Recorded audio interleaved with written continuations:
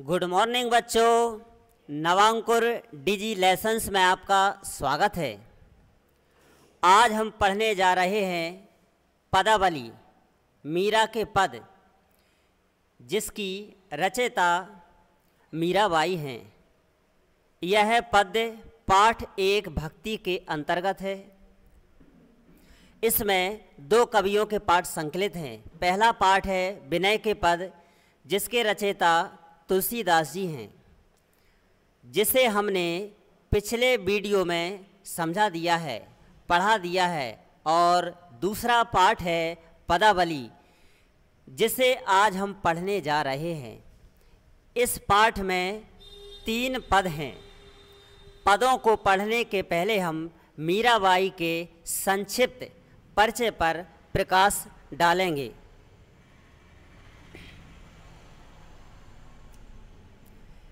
मीराबाई का जन्म राजस्थान में जोधपुर में मेड़ता के निकट चौकड़ी नामक ग्राम में एक राज परिवार में हुआ था। राणा सांगा के पुत्र भोजराज के साथ इनका विवाह हुआ, किंतु 1 वर्ष में ही वे विधवा हो गईं। बचपन से ही मीराबाई कृष्ण के प्रति अनन्य प्रेम करती थीं। वे उन्हें ही अपना पति मानती थीं। मीराबाई की भक्ति दाम्पत्य भाव की है। मीराबाई सगुन भक्ति धारा की कवयित्री हैं। इनके पदों में मिश्रित ब्रज भाषा का प्रयोग किया गया है। इनके पद गेय श्रेणी में आते हैं, राग रागनियों में गाए जाते हैं। इनके पदों को बड़े बड़े गायक गायिकाओं द्वारा गाए गए हैं। पद अत्यंत प्रभावकारी हैं और इनके पद मुक्तक छंद शैली के अंतर्गत आते हैं। इनकी रचनाएं हैं गीत गोविंद का टीका, नरसी जी का मायरा, राग गोविंद तथा राग सौरठा। अब हम केंद्रीय भाव पर प्रकाश डालेंगे। मीराबाई ने कृष्ण प्रेम को ही प्रमुख माना है। मीराबाई ने संसार की निस्सारता अर्थात सारहीनता और उसकी क्षण भंगुरता की चर्चा करते हुए भगवान की भक्ति को शाश्वत माना है, अर्थात सदैव, हमेशा, या जो कभी नष्ट ना हो। वे मानती हैं कि भगवान के चरणों में अपना समर्पण करने वाला ही संसार सागर से पार उतर सकता है। मीराबाई के पदों में प्रेम की पीड़ा का व्यापक चित्रण है। उन्होंने अपनी विरह जनित पीड़ा को व्यक्त किया है। मीराबाई कृष्ण के विरह में अत्यंत व्याकुल हैं। उनके प्रियतम की सेज सैया आकाश मंडल में सूली ऊपर है, जहां पहुंचना अत्यंत दुर्लभ है। मीराबाई मानव जीवन को अमूल्य ठहराती हैं और कहती हैं कि संसार से पार होने के लिए प्रभु के चरणों का सहारा ही एकमात्र उपाय है। भगवान के इन्हीं चरणों ने अनेक पतितों तथा भक्तों का उद्धार किया है। प्रिय विद्यार्थियों, अब हम पिछले वीडियो के अनुसार पद की व्याख्या 4 चरणों में तैयार करेंगे। संदर्भ, प्रसंग, व्याख्या और विशेष। सबसे पहले हम संदर्भ तैयार करेंगे। संदर्भ प्रस्तुत पद्यांश हमारी पाठ्य पुस्तक स्वाति हिंदी विशिष्ट के पदावली नामक पाठ से लिया गया है। इसकी रचयिता मीराबाई हैं।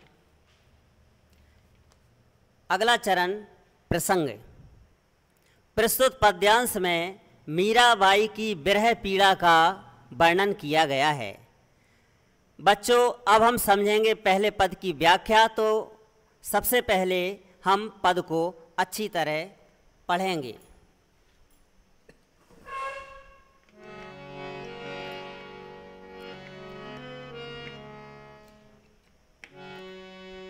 हेरी मैं तो प्रेम दीवानी मेरो, दर्द न जाने कोई। हेरी तो प्रेम दीवानी मेरो, दर्द न जाने कोई। सूली ऊपर सहजे हमारी, सूली ऊपर सहजे हमारी, किस विद सो ना होए। हेरी मैं तो प्रेम दीवानी मेरो, दर्द न जाने कोई। गगन मंडल पे सहज पिया की, गगन मंडल पे सहज पिया की, किस विद मिलना होए। हेरी मैं तो, हेरी मैं तो प्रेम दीवानी मेरो, दर्द न जाने कोई। घायल की गति घायल जाने, कीजे ने लाई होए। हेरी मैं तो प्रेम दीवानी मेरो, दर्द न जाने कोई। जौहरी की गति जौहरी जाने, कीजे ने जौहर होए। हेरी मैं तो प्रेम दीवानी मेरो, दर्द न जाने कोई। दर्द की मारी बन बन डोलूं, दर्द की मारी बन बन डोलूं। वैद मिला नहीं कोई। हेरी मैं तो, हेरी मैं तो प्रेम दीवानी मेरो, दर्द न जाने कोई। अंत में मीराबाई कहती हैं, मीरा की प्रभु पीर मिटेगी, मीरा की प्रभु पीर मिटेगी। जब वैद संवलिया होए। हेरी मैं तो प्रेम दीवानी मेरो, दर्द न जाने कोई, दर्द न जाने कोई। अब हम पद की व्याख्या समझेंगे। हेरी मैं तो प्रेम दीवानी मेरो, दर्द न जाने कोई। इसमें प्रेम दीवानी का अर्थ प्रेम में दीवानी, दर्द का अर्थ पीड़ा कष्ट। हेरी सखी को संबोधित किया है, हे सखी। मीराबाई श्री कृष्ण से प्रेम करती हैं। वे कहती हैं कि मैं तो कृष्ण के प्रेम में दीवानी हो गई हूँ। हे सखी, जिसके कारण मुझे अत्यंत पीड़ा हो रही है। मीराबाई कहती हैं कि मेरी इस प्रेम पीड़ा को मेरे अतिरिक्त दूसरा समझने वाला कोई नहीं है। अगली पंक्ति, सूली ऊपर सेज हमारी किस विध सोना होए। सूली, सूली का अर्थ शूली, यह सूल शब्द से बना है जिसका अर्थ होता है कांटा या कांटानुमा। सेज, सेज का अर्थ सैया। किस विध, ऐसी कौन सी विधि है।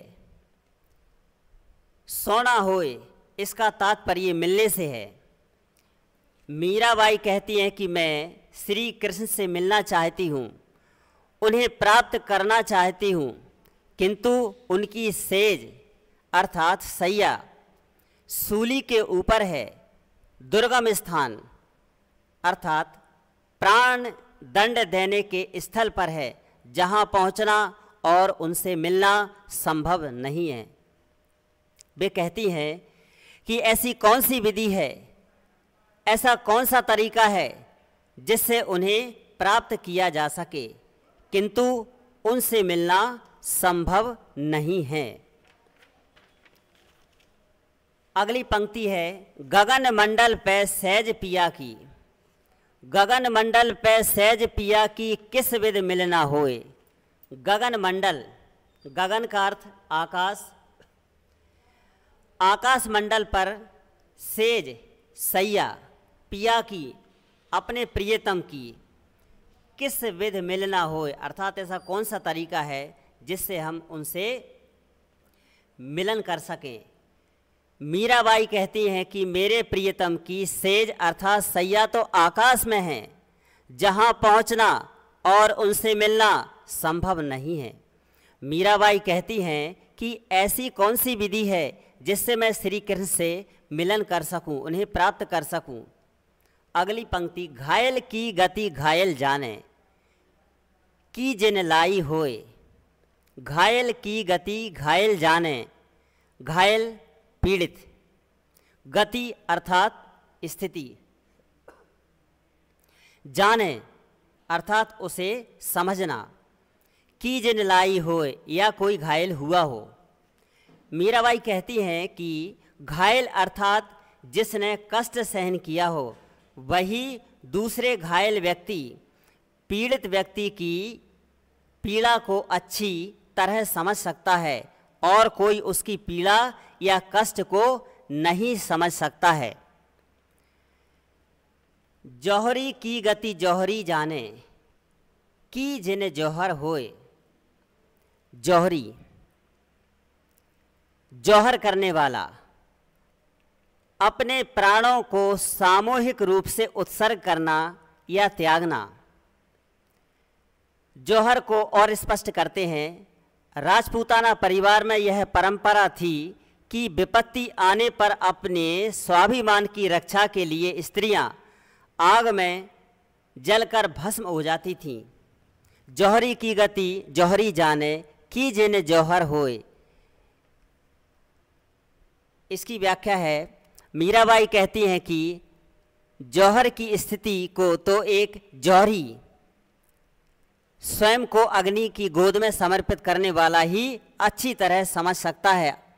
आशा यह है कि पीड़ित व्यक्ति की पीड़ा को तो वही समझ सकता है जिसने पीड़ा को सहन किया हो। अगली पंक्ति है, दर्द की मारी बन बन डोलूं। यहाँ बन बन दो बार आया है, पुनरुक्ति प्रकाश अलंकार है और बन बन का अर्थ है जंगल जंगल, डोलू का अर्थ है यहाँ वहाँ भटकना। दर्द, दर्द शब्द का अर्थ वेदना, कष्ट या पीड़ा। दर्द की मारी बन बन डोलू, वैद मिल्या नहीं कोई। पंक्ति को पढ़ने में ही हमें अर्थ समझ में आ रहा है। पुनः एक बार इस पंक्ति को पढ़ते हैं। दर्द की मारी, मीराबाई कहती हैं कि दर्द की मारी बन बन डोलूं, वैद्य मिला नहीं कोई। वैद्य, वैद्य मिला नहीं कोई, ने अभी तक कोई वैद्य प्राप्त नहीं हुआ है। मीराबाई कहती हैं कि मैं वियोग पीड़ा में, वेदना में बन बन भटक रही हूँ, यहाँ वहाँ भटक रही हूँ, किंतु मेरी इस पीड़ा को समाप्त करने वाला कोई वैद्य अभी तक प्राप्त नहीं हुआ है जो मेरी पीड़ा, कष्ट या वेदना समाप्त कर सके। मीरा की प्रभु पीर मिटेगी। मीरा की प्रभु पीर मिटेगी जब वैद्य सांवलिया होए। मीराबाई कहती हैं कि मेरी पीड़ा, इसमें पीर शब्द लिखा है, पीर का मतलब पीड़ा, मिटेगी अर्थात समाप्त होगी। मेरी पीड़ा तो तभी समाप्त होगी जब श्री कृष्ण वैद्य के रूप में मुझे प्राप्त हो जाएंगे। और अब हम अगले चरण विशेष की ओर चलते हैं। इस पद में राजस्थानी मिश्रित ब्रज भाषा का प्रयोग किया गया है। वियोग श्रृंगार रस का प्रयोग किया गया है। पद में माधुर्य शब्द गुण है। इस पद में अभिधा और लक्षणा शब्द शक्ति का प्रयोग किया गया है। वन वन शब्द में पुनरुक्ति प्रकाश अलंकार है। अब हम दूसरे पद की व्याख्या समझेंगे। नहीं ऐसो जन्म बारंबार, नहीं ऐसो जन्म बारंबार, ऐसा जन्म बारंबार का अर्थ होता है बार बार।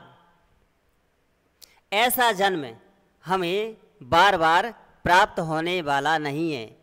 मीराबाई कहती है कि ऐसा जन्म जीवन बार बार मिलने वाला नहीं है, अर्थात मानव जीवन बार बार प्राप्त नहीं होता है। अगली पंक्ति है, क्या जानू कछु पुण्य प्रगटे। क्या जानू, जानकारी ना होना, ज्ञान ना होना, पुण्य पुण्य, प्रकटे प्रकट होना, उदय होना, मनुष्य अवतार, मानव शरीर की प्राप्ति या मानव जीवन। मीराबाई कहती है कि पूर्व में हमारे द्वारा जो अच्छे कार्य किए गए, फल स्वरूप पुण्य का उदय हुआ और मानव जीवन प्राप्त हुआ। मीराबाई कहती है कि हमें ज्ञात नहीं है कि हमने कौन से अच्छे कार्य किए और पुण्य का उदय हुआ और मनुष्य तन की प्राप्ति हुई। अगली पंक्ति है,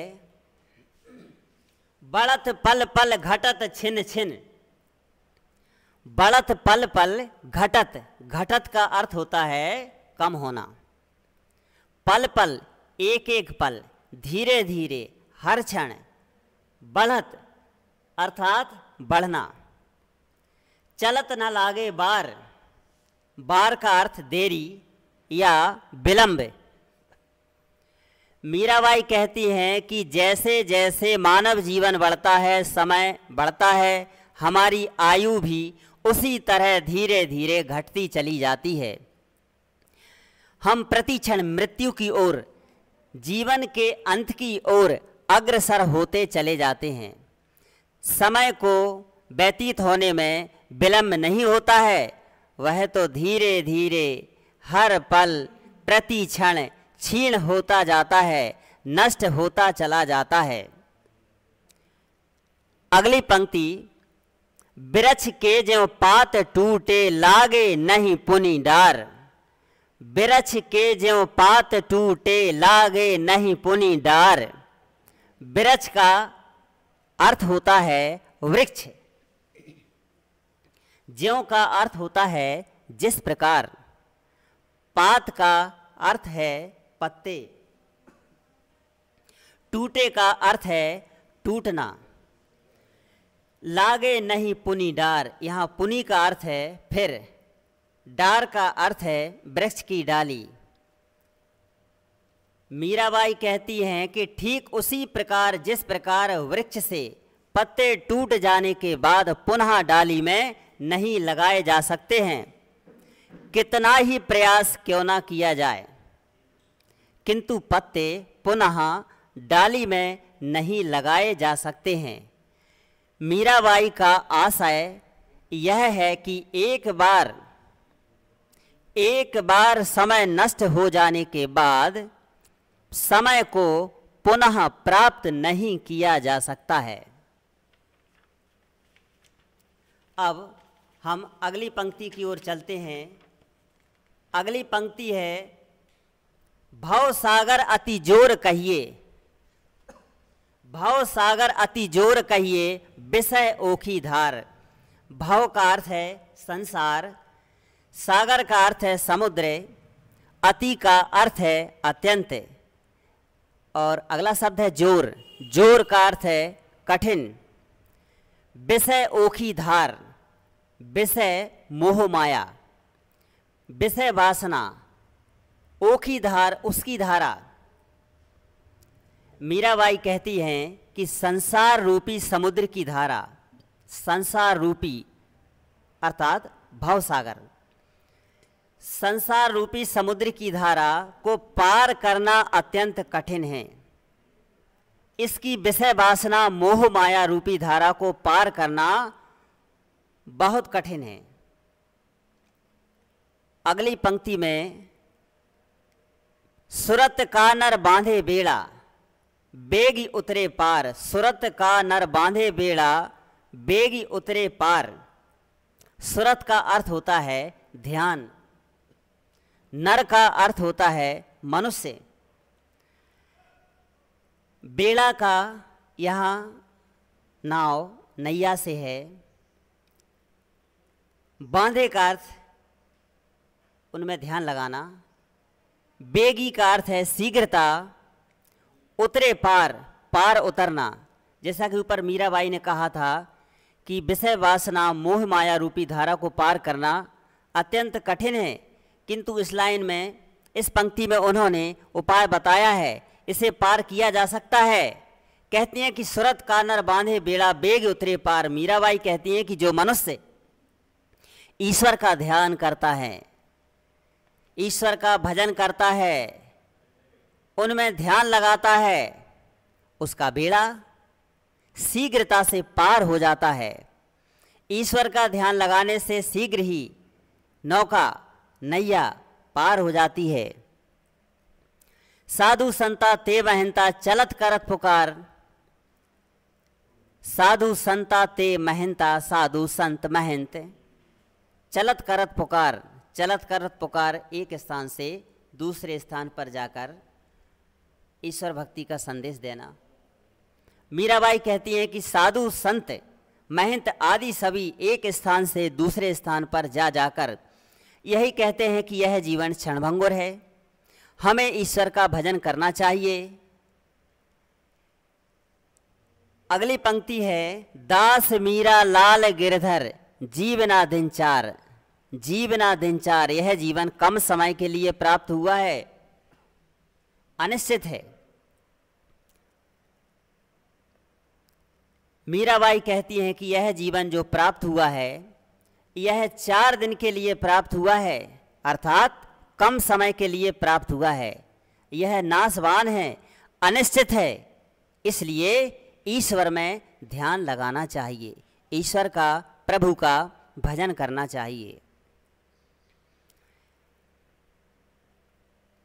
अब अगले चरण की ओर चलते हैं। विशेष राजस्थानी मिश्रित ब्रज भाषा का प्रयोग किया गया है। इसमें उपमा अलंकार का प्रयोग किया गया है। उपमा अलंकार भवसागर अति जोर कहिए, संसार रूपी समुद्र, इसमें उपमा अलंकार का प्रयोग है। रूपक अलंकार का भी प्रयोग किया गया है। माधुर्य शब्द गुण का प्रयोग किया गया है। पुनरुक्ति प्रकाश अलंकार का प्रयोग किया गया है। पद मुक्तक छंद शैली में है और इसमें शांत रस है। अब हम अंतिम तीसरे पद की व्याख्या समझेंगे। अंतिम पद, मन रे परसि हरि के चरण। मन रे परसि हरि के चरण। मन रे परसि हरि के चरण, इस पद में श्री कृष्ण के चरणों की महिमा का वर्णन किया गया है। मन रे, हे मन। परसि का अर्थ होता है स्पर्श करना। हरि के चरण, ईश्वर के चरण। मीराबाई कहती हैं कि हे मन, ईश्वर के चरणों को स्पर्श कर, उनकी भक्ति कर। ईश्वर के चरणों को स्पर्श करने से, ईश्वर की भक्ति करने से अनेक प्रकार के कष्ट समाप्त हो जाते हैं। अब मीराबाई कहती हैं कि उनके चरणों को स्पर्श कर, ऐसे उनके चरणों की क्या विशेषताएं हैं? तो अगली पंक्ति में चरणों की विशेषताएं बताई गई हैं। सुभग, उनके चरण सुंदर हैं।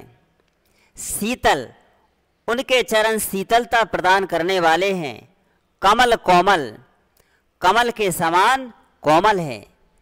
त्रिविध ज्वाला हरण, त्रिविध तीन, ज्वाला, ज्वाला अर्थात ज्वाला या ताप, कष्ट, हरण मतलब हरना, तीन प्रकार की ज्वालाओं का नाश करने वाले हैं। मीराबाई कहती हैं कि हरि के चरण सुंदर हैं, शीतलता प्रदान करने वाले हैं, कमल के समान कोमल हैं और तीन प्रकार के कष्ट, ताप या ज्वालाएं नष्ट करने वाले हैं। वे कहती हैं कि ईश्वर के चरणों को स्पर्श करने से तीन प्रकार की ज्वालाएं, भौतिक, दैविक, दैहिक, नष्ट हो जाती हैं। अगली पंक्ति है, जे चरण प्रहलाद पर से इंद्र पदवी धरन, जे चरण प्रहलाद पर से इंद्र पदवी धरन। जे चरण, जिन चरणों को पर से स्पर्श करना, पदवी, पद प्राप्त करना।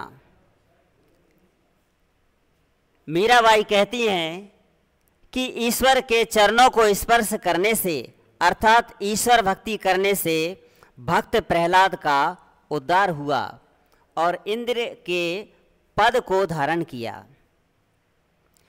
अगली पंक्ति है, जिन चरण ध्रुव अटल कीनो राखी अपने शरण। जिन चरण ध्रुव अटल कीनो राखी अपने शरण।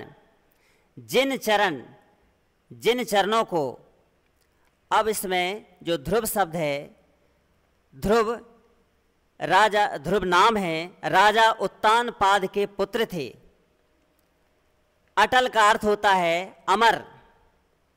राखी अपने शरण, अपनी शरण में लेना। मीराबाई कहती हैं कि ईश्वर के चरणों को स्पर्श करने से ध्रुव को अमर पद की प्राप्ति हुई और ईश्वर ने ध्रुव को अपनी शरण में ले लिया। अगली पंक्ति, जिन चरण ब्रह्मांड भेट्यो, जिन चरण ब्रह्मांड भेट्यो नख सिखऊ श्री भरन। इसे ध्यान से समझेंगे। इसमें जो नख शब्द है, नख का अर्थ होता है नीचे से ऊपर तक, पैर के नाखून से लेकर सिर की चोटी तक, अर्थात नीचे से ऊपर तक नख। सिखऊ, नख सिखाऊ दोनों का अर्थ है ये। नख सिखाऊ नीचे से ऊपर तक, नख का अर्थ नाखून। श्री, इसका अर्थ है श्री कृष्ण। भरन का अर्थ है आभूषण। ब्रह्मांड भेट्यो, ब्रह्मांड को नापना, भेंट करना, ब्रह्मांड को नापना। मीराबाई कहती हैं कि नीचे से ऊपर तक आभूषण धारण करने वाले श्री कृष्ण ने अपने चरणों से पूरे ब्रह्मांड को नाप लिया था। जिन चरण ब्रह्मांड भेंट्यो नख सिखऊ श्री भरन, इसका मैं एक बार पुनः अर्थ बताता हूँ। नख सिखऊ नीचे से ऊपर तक, श्री, श्री कृष्ण, भरन आभूषण, ब्रह्मांड भेंट्यो, भेंट्यो का अर्थ भेंट करना होता है, किंतु यहाँ पर ब्रह्मांड भेंट्यो का अर्थ है ब्रह्मांड को नापना। अगली पंक्ति है, जिन चरण प्रभु परस लीने तरी गौतम धरन। परसी का अर्थ स्पर्श करना, तरी का अर्थ होता है उद्धार करना। गौतम धरन, अब यहाँ गौतम धरन गौतम ऋषि की पत्नी अहिल्या से है। मीराबाई कहती है कि ईश्वर के चरणों को स्पर्श करने से गौतम ऋषि की पत्नी अहिल्या का उद्धार हुआ था। जिन चरण काली ही नास्यो, जिन चरण काली ही नास्यो गोप लीला करन। काली ही नास्यो का अर्थ है कालिया नाग का नाश करना। गोप लीला अर्थात गोप लीला करते हुए। मीराबाई कहती हैं कि उन्होंने अर्थात ईश्वर ने गोप लीला करते हुए कालिया नाग का नाश कर दिया था। अगली पंक्ति है, जिन चरण धार्यो गोवर्धन गर्भ मधवा हरन। जिन चरण धार्यो गोवर्धन गर्भ मधवा हरन। यहाँ गर्भ का अर्थ है गर्व, अभिमान या अहंकार। मधवा का अर्थ है इंद्र। हरण का अर्थ है हरना या नष्ट करना। संस्कृत में ह्री धातु होती है, ये हरण उससे बना है। मीराबाई कहती हैं कि हमारे प्रभु ने, ईश्वर ने अपनी अंगुली पर गोवर्धन पर्वत धारण कर इंद्र का अहंकार नष्ट कर दिया था। अंतिम पंक्ति, दास मीरा लाल गिरधर अगम तारण तरन।